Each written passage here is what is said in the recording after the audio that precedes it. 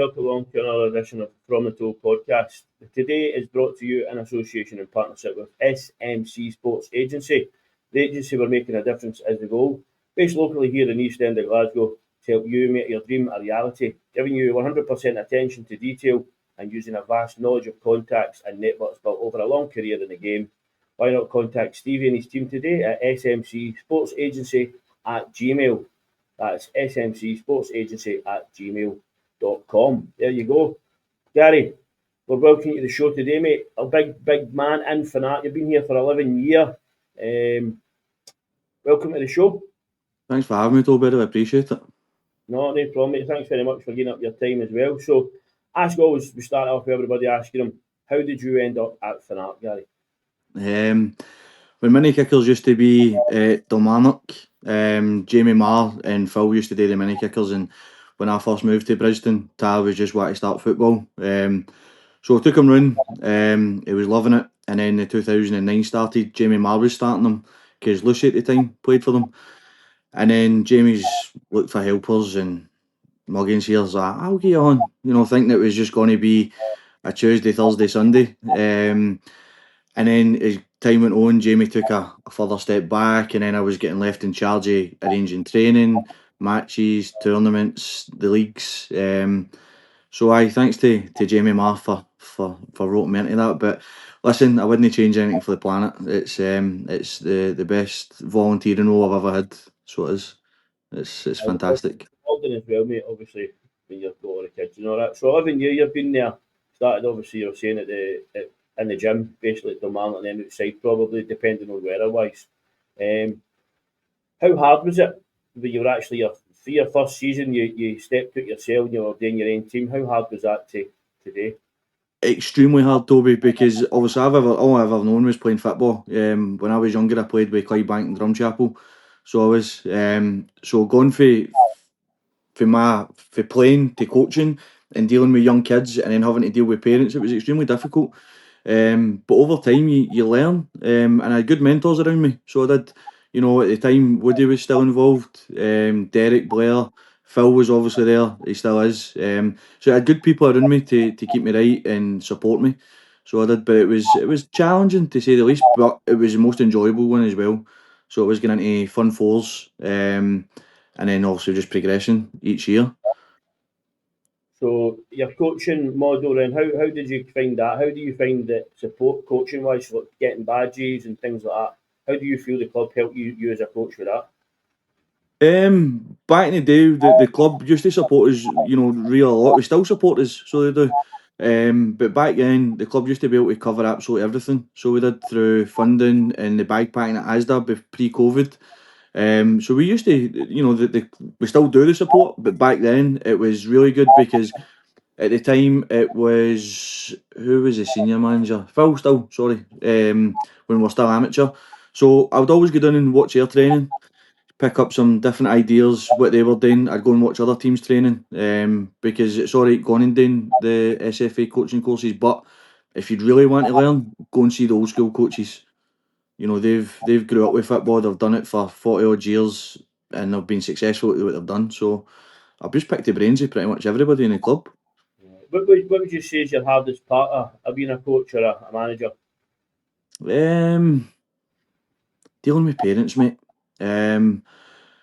I've got a good set of parents, so I have to say that, at my 2009s. But we're running a full academy, dealing with parents with different age groups with different issues. I think parents is probably the hardest one to deal with, so it is. But again, if you set expectations at the start, then there's very rarely any issues. I think parents are probably the hardest one to deal with. Right. I mean, you get, obviously, on our previous podcast, and we'll always talk about it as well, that you get the interference, we would say, where Wee Billy's man, I think Wee Billy should be getting more game time, or Wee Billy should be playing in a certain position, but ultimately it is down to you, the coaches and the managers, to make that decision. Yeah. And critical, I always say this, and I've said it a few times, I'll keep saying it, like, you're always going to get criticised, but there's a time and a place, you know what I mean? Like, don't be coming at you during the game and moaning or expressing their opinion, because all it does is put you off the game, and then, you know what I mean, and that's no good either. So it is a big hard task, and I know it's some venues, as most venues, the parents know actually they need to be outside the park? Do they know, or do they need to be behind a line or something? Certain places they don't allow them in. Neither they do. They've got to be outside the perimeter fence. But again, I've got a set of rules within my parents. You know, after the game, don't contact me. You can contact me the day after, or come and see me at training. Don't come to me when emotions are high. If your boys maybe know some game time, or you've maybe not been happy with how things are. At the end of the day, I'm the person who's giving up my time. I've got the tracksuit on. I've done my coaching badges. I've got the support of the club. If you feel as if you could make a big difference, please come in and help me, because I would take all the help in the world. So I That's would. the thing, people, we always, we're very, how would you say, critical of voicing an opinion, but we're not really forthcoming and want to help and support, get on that side Exactly. of the pitch and start giving it time up and effort. But as you said there, when you first came into it, you thought, oh, it's Tuesday, Thursday, and then game at the weekend. But ultimately, isn't it? How do you manage? How do you manage your time, Gary? Like obviously, you've got a full time job, you've got a young family. How do you manage your time around about that with the football as well? Obviously, you've got a very forgiving partner. I know. Well, do you know what? I think Leanne plays a big part in everything that I do, because she is understanding, and I think she sees the bigger picture of everything that we try to achieve within the club. So it's just no me that gives up all the time. You know, Toby, you give up all the time. Brian, Phil, you know, there's a good few that give up a hell of a lot of time to support the club. But she is completely understanding. I get phone calls at crazy times. I've got meetings with SFA, the league, and obviously, you know, what's going on in the background with Amory. So there's been a lot of things that's been happening over the last few years, and you know, the holidays have been ruined by it. So they have, you know, I've had to take my laptop away to do business plans and stuff like that. But she sees a bigger picture. So she does. She sees a bigger picture for the 500 kids we've got in the academy, and for the East End of Glasgow. You know, she just sees it like that. So she does. So she's completely understanding. She's really supportive as well, Toby. She does quite a lot for me. So she does a lot of admin stuff for me. That's it. It must be hard, obviously, as you're saying that when you're doing this, you're just finishing your up, basically. You know what I mean?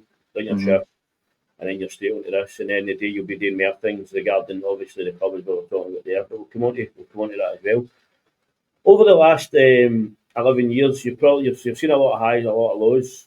As a coach, not as a parent, just as a coach, because obviously you've got kids that play as well. So as a coach, what has been your most memorable moments or moment, if you can think of any like that? Most memorable would be our second season at Elevens when we won the League Cup. So we did, played at Cathkin Park. So we did first cup final on there since I think it was the 80s. So it was. So it was Finnart versus Campsie, and it was a great day. We won comfortably, and the celebrations were really good. So they were. I'd say that's probably my most enjoyable. So it was. The only downside for me on that one is Tyler wasn't playing with me at the time. He was playing with Rangers, so I didn't even get to enjoy the moment with my own son. That's the whole reason I was there. But the bigger picture was I've got 18 other boys there that I look at as my own son. So Right. that was probably the most enjoyable part for me, Toby, was winning my first cup. So it was. You just said that there. That although obviously your boy plays in the team, your daughter plays in the team, right? But even although that he's not there at that period of time, you didn't go away. You've seen that as like, no, well, these guys are mine. I've brought them through. They're still part of your team. And a lot of people don't understand that, Paul. That it just gets you there. The fact that you can't walk away. And I mean, we spoke to like Mark Ainsley as well. And he's involved because obviously his nephew was in it. Now his nephew's not there. And he's still there, and that's the thing. That he started off with his brother being in a team and all that. So as it starts off with your family, but sometimes it gets a wee bit more, and some kids want to leave or just they're not interested in football anymore, or they get picked up. But that's a good thing as well. They get picked up in another team at a higher level, supposedly. Because I don't believe that sometimes people got to these clubs and it's a big draw because it is the big name teams, and they think that that's better for them. And then maybe a year or down the line they come back because then Yep. they didn't like it. They didn't feel part of something. They just feel like an individual. Whereas at Finnart, I always say this: the part of the bigger picture. You're welcomed in. Everybody's together, and every team will go. Every squad. So you've got three. Have you got three? Is it three teams at your age group? Down to two, Toby. We had to sadly fold one last year, so we did, which broke my heart. So it did. That was probably the most hardest thing I've ever done. So it was gut wrenching. On that and all, Gary, like you did have the three teams. So how hard was it to juggle that? Did you see? Look, we've got a pathway, right? So in the pathway is all the way from the bottom to the top. do you have a pathway within your three teams? Obviously, you've got boys, black and whites, we'll call them, but you call it collegiate development, whatever it might well be. Yep. You promote and guys up and doing in that if they're getting. Yep, absolutely. So that's the big thing for me. So if you were good enough, so just say we're White's team. If I had players in there that were doing extremely well, then they would move up to my team in Division. Sorry, William's team at the time in Division 2. And if William had really good players, they would move up to my team in Division 1. And likewise, if players weren't performing well, but again, the honest expectations were set, they would be told, "We man, you need to pick up your game. If we don't see these slight improvements, then we may need to move you down to the other team, just so you're getting more game time, getting comfortable and learning." And getting back on the ball and getting a feel for it again. That's exactly it. It's about development, and sometimes your development has to go back to go forward. And I don't think a lot of people fully understand that, Gary, that is the process. We've got three teams there, and these three teams will work in tandem with each other, whether you're good, bad, or indifferent. And it works at senior football level as well. I mean, that's why we've got three teams, and we used to have the old reserve leagues when we were growing up. You know what I mean? That players that were back for injury, or players that were just breaking through, were playing in that reserve league, and then they get the opportunity to step up. And if they weren't doing well, they went back down, or they were coming back for injury as well. So we're very fortunate we've got the pathway to the fact and all that you go right up to the 20s development side. You guys can get promoted into the seniors, and then same with seniors that are coming back for injury, we can play a few of them and integrate them into the 20s, which is good for their fitness, but it's also good for the 20s to play alongside somebody with a bit more knowledge, a bit more experience, who's played the game at a higher level as well. I agree, Toby. It's the pathway is great within the academy, so it is. Through every age group, you'll get some very talented teams. Right.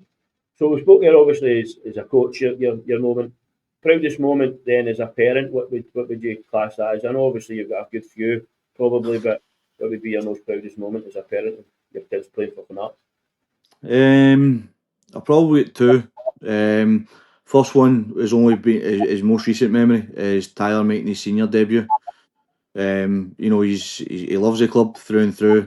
And when Danny phoned him and says to him, "I'm going to name you on the subs bench," wasn't expecting any game time, and then to be told 10 minutes into the second half, "Right, you're going on," and I'm mainly understanding there, and honestly, mate, I could have started greeting. Some people know think that's a big thing, it's only Finnart, and they're only a West of Scotland club, but for somebody who loves the club as much as what I do, and then to see my kids progress through the academy, it means the world to me. Right. So it does. It was fantastic. And then the second one would probably be Harper Rose when she decided she wanted to become a crazy goalkeeper. And Big Math took her under a wing with Robert.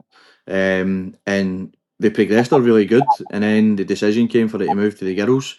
So it was just for her development. So it was. But if it wasn't for Math and Robert and the likes of that, the 14s, giving her the opportunity, don't know where it went with her, but she's fell in love with it as well, mate. She loves Finnart, as you know. She's doing at my games, the home games with our wee pals. She's got her drum, she's got her ultra stickers. She absolutely loves it. So she does. Yeah, that's a big thing and all. That's what we want to install, and this is why. We'll come on to another why it's important that we have a running facility. But saying that and all, you just touched there Half Rose girl. The good thing I know is we've got a girls' academy now. We used to have obviously girls playing alongside the boys, and I think that still happens to an extent. But more importantly, now we've got all girl teams. We've got the girls' academy, which Robert Kennedy, Kipper, as we call him, massive part of that, getting that up and running, and every single person was involved in that as well. How do you feel that? What do you think that's added to the club? What do you think the girls? It's massive, Toby. So as you know, we tried and failed many times to get the girls' academy up and running. And it was no through any fault anybody. It was we just weren't getting enough girls in at the time. I don't think there was a big focus in the girls' football for anybody. And then the last few years it just went crazy. So it has the focus in the girls' football has been incredible, and Kipper's been excellent. So he has, along with all his coaching team. I think they've got 136 girls registered now. The last time I checked. So from nothing to 136 girls, from under 10s, 12s, 14s, and 16s. So it was, and it's just grew, Toby, and see to be part of that as well. It's fantastic. So it is. I get to go down and I take in a lot of the girls' games. So I was recently at the cup final where they sadly lost, but teams just don't get to finals for the sake of it. You've got to be able to play good football and get there, and they managed to do that. They just fell a bit short in the final. As you said, to come and for what they had, a wee maybe one team starting after, even a team just maybe 8 or 9 girls, and then start for there. And the good thing with that is it's like everything else. It's like, especially with the guys football. See, if you're doing well, you're playing successful, and your pals are in it, you want to be part of that. And I think that's the thing with the girls that they're quite fortunate. We've got a good few schools in about us that they're all pals and they're all and they live in all different areas, but they go to that same school, so then they start doing it. And I believe as well that on the back of that, I know that one of the secondary schools was really successful, and I think it was 7 out of 11 played with Finnart. You know what I mean? So 7 Nine, of that, nine out of 11, Toby. 9 out of 11 were St played Mungo's, aye, fantastic, aye, absolutely fantastic. London. So, and that for us shows that we're doing something right as a club. We're doing something right as an academy where Robert and the coaches are progressing the girls on. Because I don't believe they had I don't actually think St Mungo's had a girls team, to be honest, until obviously this came about. That then the girls probably pushed for it in school as well. So you see that, and that's how we sort of get players through that system as well coming through. And that's what happens with the boys football as well. You're at school, your mates see you're doing really well to showcase that as well. But moving on, mate. They're saying going forward, future for Finnart. What do you feel the future should be for Finnart, or what do you want the future to be for Finnart? I think first and foremost, we need to get our own facility. You know, Phil's been pushing for this for many years, well before even I came into the club. And it's potentially coming a reality, so it is. But we'll just keep working hard. So we will to get there. For me, I would like to see the senior squad get promoted this season. Mhm. So I would like to see the academy grow even further. But to do that, we need to have pitch space, which we don't have at the moment. You know, we're a bit stagnated. We've ready to start with 2019s and 2020s, but the lack of space, the new Toby, it's just we can't do it. No, we can. It's in East, especially where we are for the East. I mean, there is facilities, but it's not a lack. It's the mass number of different organisations and teams, because it's not just us that are trying to do this. I mean, you've got other teams just along the road, they're doing the exact same thing. So you've got Crown Point, you've got Greenfield, you've got what you've got Tory Glen, and you've got the Green. But every one of these pitches, everybody's competing for these parks. So there's not enough parks. There is facilities there, but there's not enough parks for these. I mean, you just need to go and watch it. I mean, you've seen me, you do it, I know you've done it in the past, a Sunday, where you go to maybe Hampden and you see the pitches inside, they've got the 4-a-sides happening. It's broke down into about 20 pitches. Then you're outside and you've got all the 5-a-sides, 7-a-sides, 9-a-side, 11, whatever it might well be, all happening. Pitches from 10 in the morning till like 12, 11, or 1 even. Yeah. And then that's replicated at Greenfield, at the Stepford, at the Glasgow Green, you know what I mean, at Crown Point. So all these games are all happening, and all these age groups are all happening with all these different teams for the city. It's not just the East End, they're coming from everywhere. And while that's happening here, I've also been to games at the other side of the city, the south side, and it's still happening there. You're like, my God, these teams, and it's just outstanding. It's great, but to get the kids out having football, that's the most important thing. 100%, and I think that's a big thing for the Glasgow District League. They're having to knock back small-sided teams, Toby. So because although we've got all these venues, you know, there's still not enough space. We can't accommodate every single team, which for me is disheartening. So it is, because kids are missing out on the opportunity. I mean, you've got what have you got? Just off the top of your head, many different age groups have we got, including so that's like. So if you see, we've got a 2012, 13 teams, I think it is. We've got, Toby. That's in the boys. What have we got in the lasses? 6 teams. So that's 19 teams just for one academy, right? On top of that, that'll have we've got our 20s and our seniors, so we've got 21, aren't we? Aye, so then if you break in the small sided as well, if you break them into their teams as well, so I was just saying the actual age groups there, but then if I'll use the 2013s for example, they've got 3 teams this year at 11 aside, so they have, but before that it was 3 teams at 9s. So it was, there's a lot. The only club has probably got that. There's probably quite a few clubs that have got that same setup, where they've got 2 or 3 teams at the same age group, the blues, the blacks, the whites, we call it, as I always call them. And it's hard to fit that in, but then you've got your actual other football, no team football, just us guys want to play recreational, 7-a-side, 5-a-side, you know what I mean, all through the week. Then just different organisations just try to get a game going, maybe a charity match or something. So it's sad and it's disheartening that there's not enough opportunity or venues there or hires, but how do we combat that? It's everybody needs their own facility, everybody needs their own park, everybody needs, and it's hard to get that. I mean, don't get me wrong, we've seen in the last wee while a lot of good happening where there's like Eastern's have got their facility, Pollock have got a facility, Drumchapel have got a facility. The list goes on and on. You know what I mean? And, Yeah. and hopefully this is our start to us progressing and building our facility to the point where it can grow. You know what I I'm mean? really hoping so, Toby, because the academy needs it. So they do. You know, we've done more consultations. You've been at them. It was an overwhelming support. I've never seen support like it. You know, the community centre was packed out. We had people outside. We had to have the speakers outside so that people could hear us talking. You know, the people want it. Yeah, So they do. These sort of numbers just don't come out anywhere. We've got a lot of good people back in the club. So we have. So I think now with the committee that's in place, we need to try and push on and get that to fruition.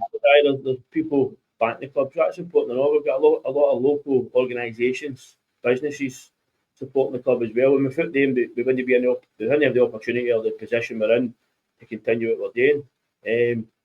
Funding, on about funding and all. How easy or how hard do you find funding for your team? Not for the whole setup, just for your team. How do you come about that? Extremely hard, Toby. Extremely hard. Sponsorship is getting harder to come by. So as you know, companies are finding it more difficult to sponsor us. And I've got some really good sponsors, Toby, who have always sponsored us. You know, I've got Rollies, I've got Glasgow Independent Funeral Care, who've been big backers of us for the last sort of 3-4 years. Rollies have been backers since they opened. But it's difficult. I would say it's really difficult to get sponsorship, and the price of kits as well. You know, when they were younger, easy, not a problem. Now they're into the adult sizes, a lot more difficult. You know, and all. We always we talk about like kit and that, and that is a big massive thing. Like just to get a kid kitted out and all the same, everybody's and it changes as you say because you know what, wee Billy or wee Jerry or wee Mary might be that size when they come to you, but within a year they've went like that, they've took a sleep. So right away you're looking, I need to get them a new kit. You know what I Yep. mean? You don't see that side yet. You know what I mean? So looking at just jumping back to when you're obviously part of your team and enjoyment and that. I always ask as well, trips, what is your have you been to like tournament wise away from Glasgow? Just done local tournaments, Toby. So we've been all over Scotland. So we have. We've always wanted to do abroad, but financially, I just think it's a wee bit too much. So as so me, Paul and Wally, we're going to sit down at the start of the season, see what boys we've got coming back. Because as you know, boys will move on, so they do. It's part and parcel of football, and this is probably last year at youth football. So I really want to do some with them next Easter. So it would be fantastic for your last year at youth football to go somewhere as a team and go and create that one last memory before we move into sort of adult football. You talk about that for life. You probably had it yourself when you were younger. You went places, and I was speaking to somebody else, and on that'll come out later on as well. That was the thing they said. That always stuck with them. That mine's. I mean, I went to Newcastle and I played with St Mary's, and it was outstanding. I still talk about it to people, and I still talk about it to people who was in the team when I meet them, and they were Mm. laughing at some of the things that was happening. Not just for the football, but other stuff you get up to. You know what I mean? Because you were like that age, 6, 15, 17, like that. Aye. Things you used to the jokes and the pranks you played on people. I've got pals for life through football, so I have, you know, through Clydebank and Drumchapel way, and again, still catch up with them regularly. But again, if it wasn't for football, it would have never have happened. You know, you get mates for life in football, so it's great. Right. So one last thing then, mate. Obviously, with everything we do all this stuff, we're volunteers, but our parents were custodians of the club because it's not it's obviously Phil and Stuart and all that all started it back in the day, and it's went from a Sunday team to a Saturday team to new academy, as you say, with all the different age groups, all the different teams, and hopefully with a facility. That do you think that when we get with a facility, when it opens up, there's a lot of hard work, but you think that is the jigsaw, that's the final piece of the jigsaw, then we can start motoring. I think it's the final piece of the jigsaw, but it's only then they start a rehab work. So it is about trying to regrow the academy. You know, me and Brian have got visions, and like yourself, Toby, and the committee, we want to try and get over 1,000 kids or 1,000 participants, regardless whether it's boys, girls, you know, walking football. But we want to grow that. We want to double our number that we're currently on now. So that as much as there's hard work right now, but once that piece of hard work's done, there's more hard work on top of that. So there is. So it's like a conveyor belt. So it is. But again, every challenge that comes towards the club and the committee, we step up, we overcome it, and we take it from there. That's it, mate. It's coming, and it's going to be bigger than what people realise. And that's what I speak to Brian about it. I know that this is where the hard work really starts. It was hard Mhm. work and pushing and all the different barriers or whatever, or all these hoops you had to jump through and dotting the I's and crossing the T's, meeting after meeting. That was just the start of it, you know what I mean? So the whole fact of that matter would be news of progress. How do we get that to go further, you know what I mean?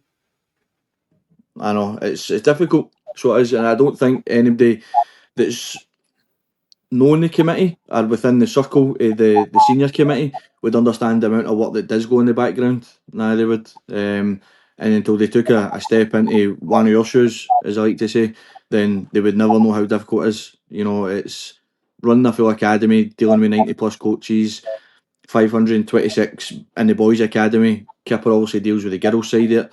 It's no easy. Plus all the compliance stuff as well, Toby. A lot's changed over the years, as you know. A lot of safeguarding stuff's been put in place, and it's my job to make sure everybody's compliant, coaching badges, first aid, child wellbeing courses, all that sort of stuff. So there's a lot of work that goes behind the scenes that nobody sees, and a lot of sacrifice. Aye, just usually there all that stuff that you just said, like the child wellbeing and all the disclosure things and all that, all the stuff to keep the kids safe, keep the girls, the boys, and vulnerable adults as well, because that'll come into it as well if we get the walk football and football with disability, we can start all that stuff up as well. So that years gone by didn't happen. You just turned up, a guy turned up with a bucket with a sponge, and The magic sponge. I remember that very well from my days. sponges at half time or bottles of soda, stuff like that. And now it's every kid's got their own water bottle or all these different things, you know what I mean? And it's changed as well. Pitches have changed for the red ash for when we played onto the grass to the synthetics. The facilities are getting better, but it's hard, as you say, it's hard to get pitches. But as a club, we're in a good place, mate. I really, really do think we're in a really good place to take that next step and that transition further up. 100%. But for this season ahead, you've already touched on it. I do think it's important and imperative that the seniors do push for that promotion spot and hopefully get promotion. I'm not saying, listen, winning the league would be brilliant. We all want that. Every team wants to win the league. But see if you can just progress year on year. So if Yeah. you get promoted this year, that's progression. You know Yeah. what I mean? I think you follow the seniors closely like myself, Toby. I think we always seem to start half great, and then after the winter break, like Christmas break, we just seem to fall off a cliff. But we were speaking about it. Brian spoke about it and all that injury wise and suspensions and things like that. Work comes into it and all a big factor. Yeah. Lifestyle sort of changes as well. So it's a lot of factors. But I just obviously we've got new management in Danny and John. Brian's obviously taking a step, and I always say this. I don't say taking a step back. He's taken a step to the side and realised he's got into something totally different from what his comfort zone is. But that's what he wants to do.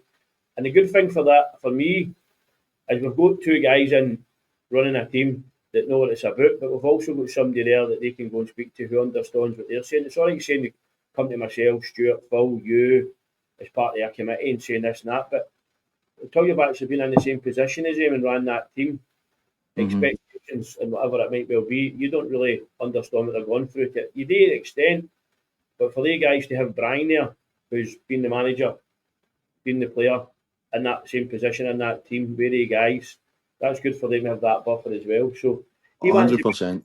he wants the best for they two. We all want the best for him, but we always want the best for the academy, and that's what ultimately is for progress in that way for the fun fours, well, the mini kickers, all the way right through to get that opportunity. And as you said earlier on, it might only be Finnart to people, but if you see your son, you see your daughter, or to see one of your players that you've coached for a Oh, number of years make that transition into the senior team, you know what I mean, is absolutely fantastic. best feeling in the world, Toby. So it is. I think this year it's going to be really difficult as well for pitches. Just on that one. Obviously Gareth, he's got 3 11 sides coming in. So that's going to be us up to 11 aside teams at youth on a Sunday. Again, that's fantastic. So it is. A headache, but it's a great headache to have Oh, these 100%. and growing them. and they're not just growing for the sake of growing. They're growing with a passion. They're growing with success as well. Gareth's team, obviously, they were away. I think they went to Holland, didn't they? They went to Holland, and they done really well. I think they finished third. I think it Aye, was third they finished. Again, pictures, fantastic achievement. pictures and videos for that. The kids look, they're having a ball, as you say. The drums out, they've got their wee flare thing, the wee smoke bombs and things like Yeah. that. And that's how it's important that if we've got, this is a great thing, I know this, so if we've got our own park, we've got our own, it's ours. We can set the boundaries to the kids, we can bring them up, we can entice them along and say, listen, come and watch your team. You know what I mean? Aye. Come the adults and give the adults that feeling as well. But it's a wee bit hard playing out of Springburn, no disrespect to it. It's been doing a job for us. It's given us the opportunity to play in this setup in the West of Scotland League. Same when we've been maybe ground sharing of used Shettleston and things like that as well. So this is the next step, this is the next progression, transition for us to have our own ground, play at our own facility and make that a fortress, you know what I mean? Where people don't want to come, but our players feel at home. I mean, it's we're training at Green, we're playing at Springburn, we're training at Green, we're playing at Greenfield. I mean, you've not really get somewhere to cement doing your roots. I must say, when we played at Greenfield, Toby, the crowds have been actually half decent. So they have, as you know, up at Springburn, it's very difficult to get to. Infrastructure is easy to get to for Shettleston, you know what I mean? And literally it's 5 minutes from where we're based. We're based in Bristol. So it's 5 minutes to get to Shettleston. It's not 5 minutes to get to Springburn. And it's 2 or 3 buses if you're getting a bus. You know what I mean? And that's the issue. But I'm looking forward to this season with the 20s, mate. I'm looking forward to doing my usual Sunday jaunts around the green and up to Greenfield, and people go, actually, who is that lunatic? Every week he's out sitting there. I remember I was sitting with my folded away chair, my J-Club training, and the guy says, "Is your boy playing?" I went, "Nah, I haven't got a boy, mate. Got a lassie." "Oh, is she playing a lot?" "No, she's not interested in football. She's 22. Know what I mean? So is that why you're here? But again, that's what I like, Toby, as well. You see, when you're done, it's refreshing as well to see different people for the committee done, to see the kids playing. So it is, because it then means if a parent's got a complaint, you know, for example, and you're impartial to it because you don't have anything really to do with the academy, you're the only committee, you're there to support as much as you can. You can get in there and you can see that the complaint is unjust and stuff like that. Or you can get down and go, coach is a bit of a crackpot, by the way. I've seen that. You know what I mean? I have spoke about that to people as well. You'll know that as well. Where people are like, "Why are you here?" Well, why am I not here? There's been issues been raised. You don't know who I'm at. The parent doesn't know who I'm at. The coach will know who I'm at, but he'll not know why I'm here. You know what I mean? Yeah. And floating about. And that's the same when I went to 20s games. I only learned to drive, and Danny started seeing me at Broadwood, Stirling and all that. And he's like, "What?" And then it was one of the parents actually. I knew wee boy Ross's man Da.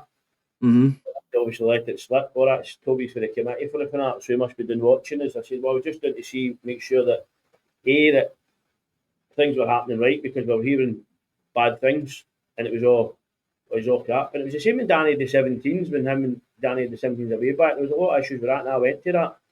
And I thought Danny was outstanding with the boys, and a lot of the boys, although that team folded, a lot of the boys went on to play and are still playing in senior teams. You know what I mean? Your Avila, Kingston Rare and things like that. So they're doing well, you know what I mean? But for us as a club, that's where we want to aim. We want to aim for promotion through these leagues and go as high as we can. At the end of the day, nothing's stopping us apart from ourselves.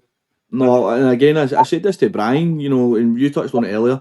I think for the long-term vision, I would love to see us get into the east of Scotland. But again, this is a million miles away, Toby. But again, it's no either.